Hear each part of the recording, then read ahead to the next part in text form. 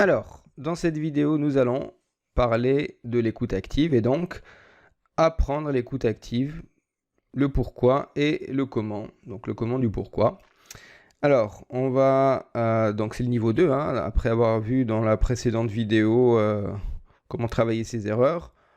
Donc apprendre à les reconnaître. Là, maintenant, comment on met en place l'écoute active en situation. Alors, avant de passer sur le comment, là aussi il y aura 4 étapes. On va voir le pourquoi. D'abord, pourquoi mettre en place l'écoute active. On a déjà parlé un petit peu de pourquoi écouter, hein. J'avais mentionné les raisons pour lesquelles on devrait apprendre à écouter. Là, j'aimerais juste remettre quelques éléments, histoire de se rafraîchir la mémoire et surtout pour bien comprendre en quoi l'écoute active est quelque chose d'assez spécifique.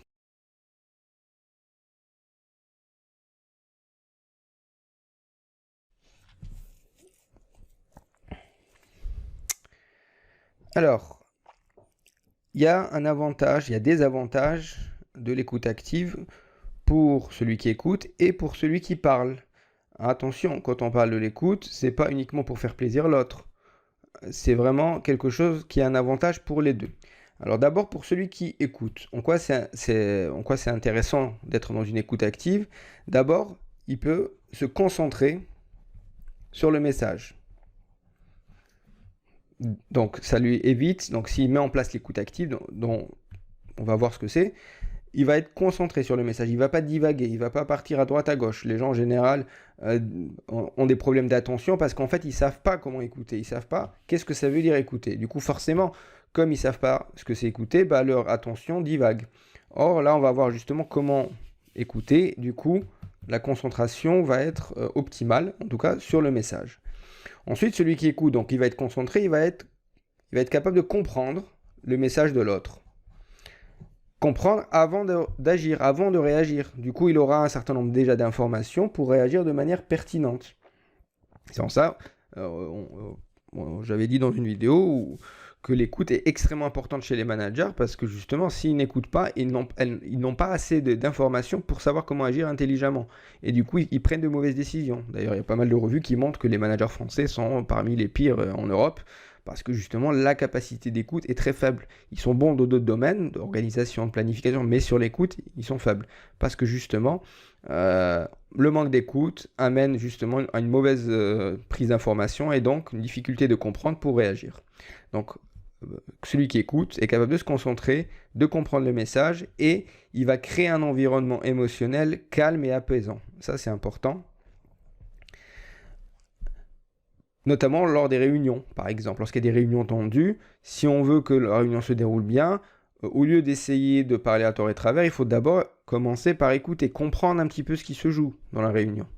Donc voilà, ça peut créer justement, ça peut apaiser une réunion, ça peut aussi créer un environnement calme et de confiance pour que les gens puissent parler. Donc ça, c'est les avantages pour celui qui écoute. Il y a aussi des avantages pour celui qui parle. Parce que celui qui parle, justement, peut parler sans interruption. Et du coup, il peut prendre le temps de formuler son message. Donc, il a du temps. Ce qui est important. C'est-à-dire que quelque chose au lieu de dire une idée en 10 secondes, il peut le dire en 1 minute, par exemple. Et donc, il peut aller un peu plus en profondeur. Premier élément. Deuxième élément, il se sent écouté et donc valorisé grâce à l'attention de son interlocuteur. On n'insiste pas assez sur ça, mais être capable d'écouter quelqu'un, c'est aussi une façon de le valoriser. Parce qu'on lui accorde de l'attention, donc on lui accorde de l'énergie. Donc voilà, point très important. Troisième élément, celui qui parle comprend davantage ce qu'il essaie, en tout cas ce qu'il exprime. Et donc se retrouve souvent en piste déjà vers des solutions qu'il cherche. C'est-à-dire, j'explique un peu, c'est pas une idée évidente. Quand celui qui parle se sent écouté, donc il est capable de comprendre ce qu'il est en train d'essayer de dire, puisqu'il peut développer. Il a le temps pour développer. Ils se sont valorisés, donc ils sont en confiance, donc il peut développer. Au fur et à mesure qu'il développe, il comprend ce qu'il veut dire, parce que dans beaucoup de cas, on n'a pas d'abord le message en tête et ensuite on le transmet. Le message se crée au moment où on le parle. Il y a les linguistes, on en parlait, il y a pas mal de recherches sur ça.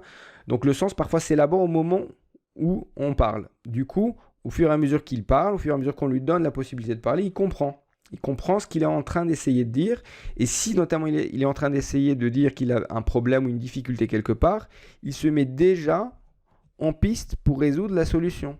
Pour trouver la solution, pour résoudre le problème. Il est déjà en chemin, en fait. Et c'est en ça où c'est important. C'est pour ça que l'écoute est très importante dans l'éducation, dans les thérapies, dans tous ces métiers où en fait il y a souvent des problématiques très complexes et donc on a besoin de laisser à l'interlocuteur le temps d'exprimer des choses. Et au fur et à mesure qu'il les exprime, il commence à comprendre ce qu'il est en train de vivre et donc il commence progressivement à trouver des solutions ou à trouver des pistes d'action. Donc vous voyez que l'écoute active, c'est quelque chose qui a un avantage non seulement pour celui qui écoute, mais aussi pour celui qui parle.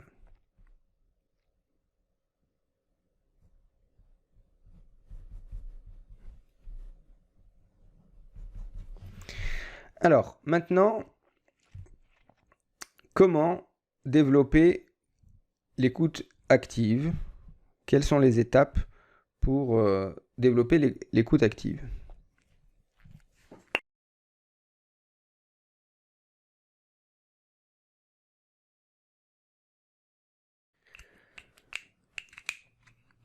Alors, l'écoute active peut se mettre en place à partir de 4 moments.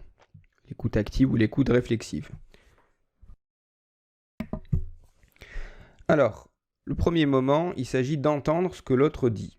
Donc il s'agit de laisser du temps, il s'agit de faire silence pour que l'autre ait le temps d'exprimer tout ce qu'il veut exprimer.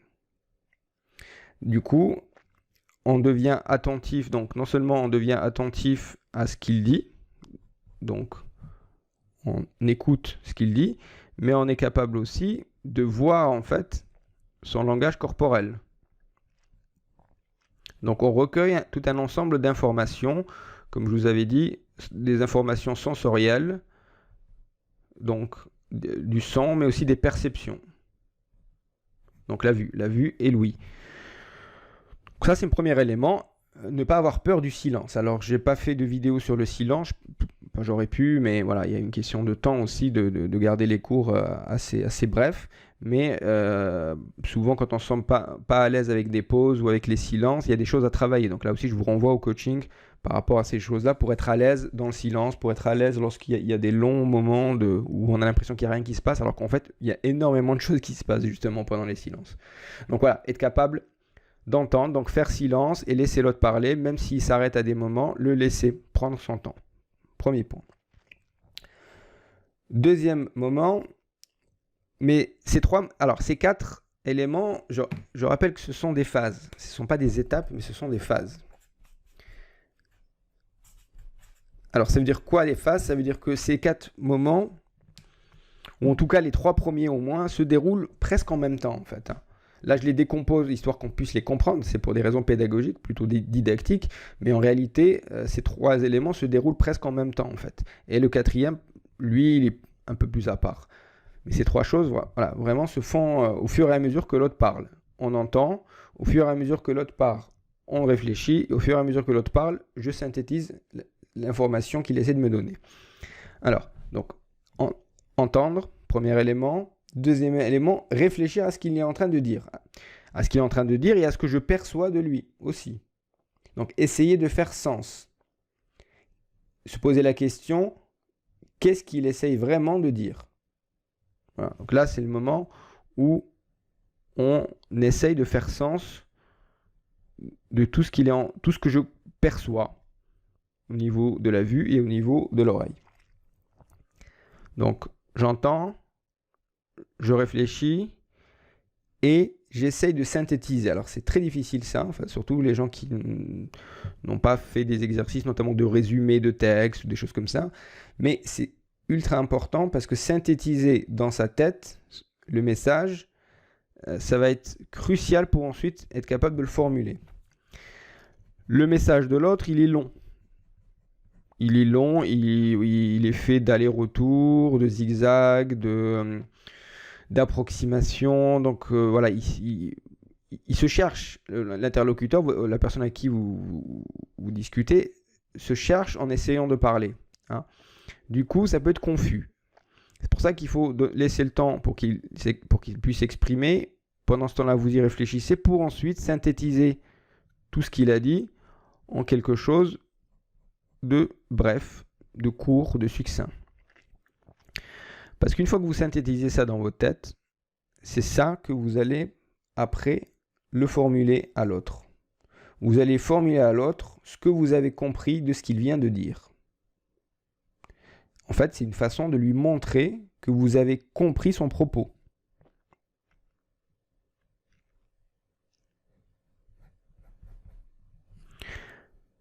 Et ça, c'est quelque chose, là aussi, ça permet d'éviter que entre ce que lui a pensé, ce qu'il a exprimé, ce que vous avez entendu et ce que vous avez compris, il y ait un grand écart, justement, hein. Souvent, on dit qu'il y a un grand écart. Ben justement, pour diminuer cet écart, on procède de cette façon-là. C'est l'écoute active. Alors, il y a Carl Rogers qui en a parlé, hein, mais il y en a d'autres aussi.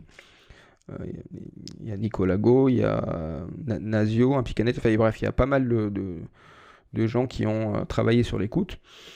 Et donc, effectivement, ils ont décomposé ça de cette façon-là, en tout cas pour l'écoute active, où il s'agit de reformuler, de formuler à l'autre ce qu'on a entendu. Formuler à l'autre ce qu'on a compris, ce que j'ai compris, de ce qu'il vient de dire, donc de ce que j'ai perçu. Et je lui formule ça, je lui formule l'aspect bref que j'ai synthétisé dans ma tête. Parce que si je me mets à formuler toute une tirade sur tout ce que j'ai perçu, ça va embrouiller tout le monde. Je vais m'embrouiller, il va s'embrouiller, et voilà, on ne va pas s'en sortir.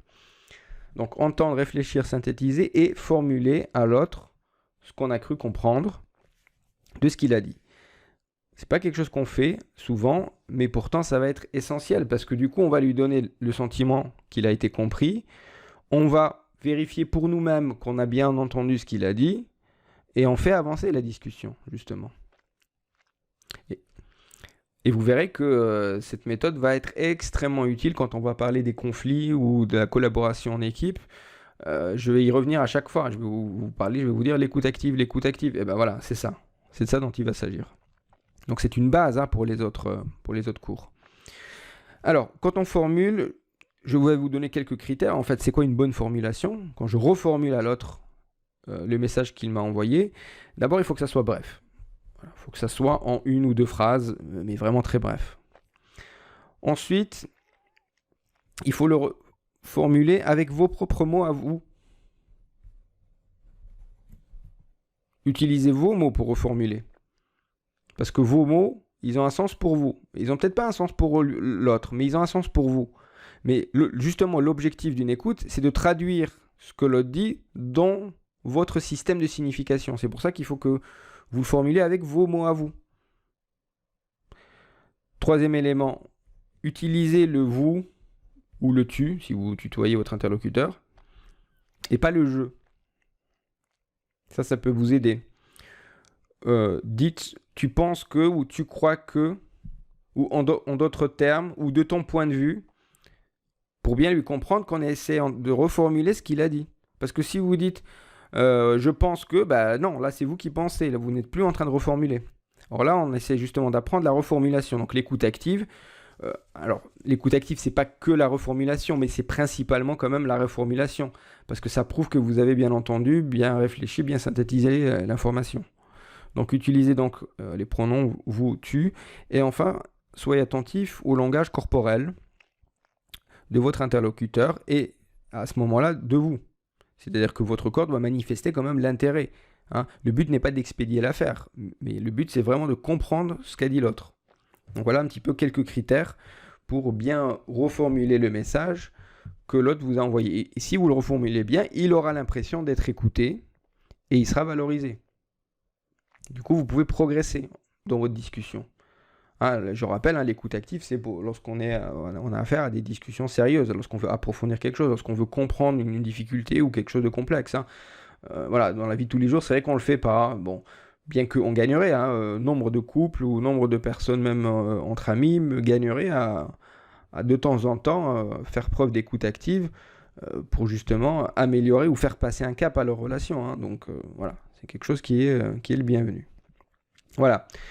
Donc, voilà, l'écoute active, c'est très important hein, que vous essayez de passer par ces étapes. Là, ça aussi, on peut le travailler en coaching, si vous le souhaitez. C'est aussi la base d'autres cours, donc l'affirmation de soi. Donc, on va parler de l'affirmation. C'est quoi s'affirmer? Bah, justement, la base, c'est l'écoute active. On part de ça et puis après, on va pouvoir s'affirmer. S'il n'y a pas d'écoute active, on ne pourra pas s'affirmer. Vous verrez ça. Pareil pour la gestion des conflits, pareil pour le travail collaboratif. Tous ces autres cours, en fait, ont pour prérequis l'écoute, et notamment l'écoute active. Voilà, c'est pour ça que quelqu'un qui veut travailler à gérer les conflits ou à collaborer efficacement, s'il ne sait pas écouter activement, ça ne marchera pas. Ça ne marchera pas, il ne se rendra même pas compte pourquoi ça ne marche pas. Il aura tendance à croire que c'est pour des raisons, parce que les gens sont comme ça, parce que les caractères des gens ne sont pas compatibles, enfin bref. On aura tout un ensemble d'explications comme ça, un petit peu à la noix, hein, parce que voilà, faut dire les choses, c'est pas des explications rationnelles valables, c'est des rationalisations. Donc, la vraie raison, ça va être en fait, comme l'écoute active n'a pas été construite au départ, l'édifice va s'effondrer. On ne peut pas construire au-dessus. Parce que pour l'affirmation de soi, il faut d'abord être capable de comprendre la situation. Donc de l'entendre, de la réfléchir, de la synthétiser, de la formuler à l'autre. Et si effectivement l'autre nous dit qu'effectivement on l'a bien compris, ben on peut progresser. On peut progresser dans la gestion du conflit, de bien comprendre le conflit, on peut mieux collaborer ensemble, etc. Voilà pour l'écoute active. Je rappelle que cette écoute active se place dans l'écoute qu'on a vue dans les vidéos précédentes.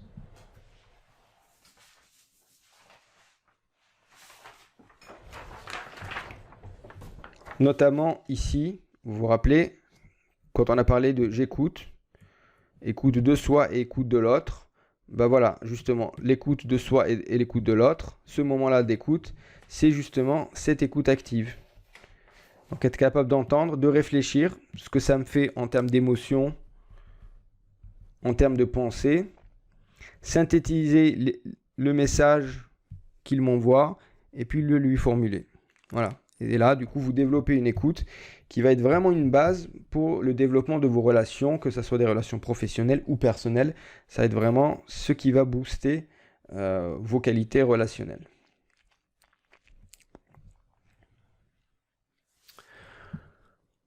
Voilà pour ce cours sur l'écoute. Donc si vous avez des questions, n'hésitez pas à m'envoyer un mail. Vous pouvez me contacter aussi pour un coaching en lien avec ce cours. Si vous avez aussi d'autres éléments à me demander, voilà, n'hésitez pas. Je peux faire des bonus au cours, comme je vous l'avais dit. Je peux rajouter toujours des vidéos sur des points particuliers qui pourraient vous intéresser. Voilà, bon travail et à bientôt.